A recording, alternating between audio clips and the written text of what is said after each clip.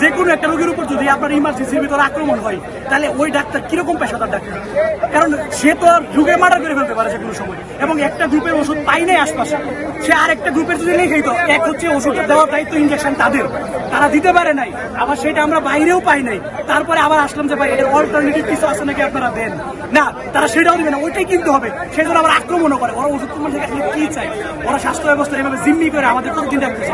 আমরা চাই দেশের স্বাস্থ্য ব্যবস্থা সংস্কার হোক। ওটা পুরো ঢাকা মেডিকেলের আশেপাশে অসুস্থ রোগী নিজে খুঁজছে, কিন্তু পাই নাই, না পাওয়ার কারণে আবার আবার গেছে যাওয়ার পরে বলছে ভাই আমি পাই নাই, অন্য গ্রুপের একটা ওষুধ দেয়, অন্য গ্রুপের ওষুধ লিখতে কেন বললো?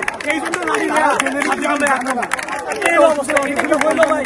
একটা ওষুধ আমি না পাইলে ওর অবস্থা আসলেই বাজে। ইমার্জেন্সি একটা রুগীর ওষুধ না পাওয়ার কারণে সে আবার এই রুগীর উপরে আক্রমণ করছে।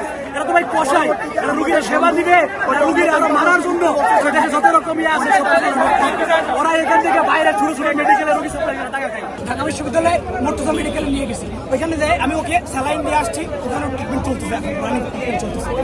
আর এই দেখেন একজন ডাক্তার কেন এটা দিয়ে একজন রোগীকে আঘাত করতেছে, এটা আপনারা জাস্ট কল্পনা করেন। বাংলাদেশের ঢাকা বিশ্ববিদ্যালয়ের সাথে যদি এভাবে হয় এখন তাহলে সাধারণ মানুষের ঢাকা বিশ্ববিদ্যালয়ের শিক্ষার্থীর জন্য উনি আমরা না হয় এই কাজটা মানে প্রোটেকশনটা করতে পারতেছি, কিন্তু সাধারণ একটা রোগীর কথা আপনারা চিন্তা করুন।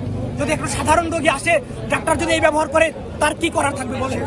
এইখানে হাজার হাজার এইরকম ঘটনা ঘটতেছে, রেগুলার ঘটতেছে। অবশ্যই এই সিন্ডিকেট ভেঙে দিতে হবে, ঢাকা মেডিকেলে যেন রোগীরা সুচিকিৎসা পায়, এইটা অবশ্যই নিশ্চিত করতে হবে। খবরের কাগজ, নিখাত, নির্ভীক, নিরপেক্ষ।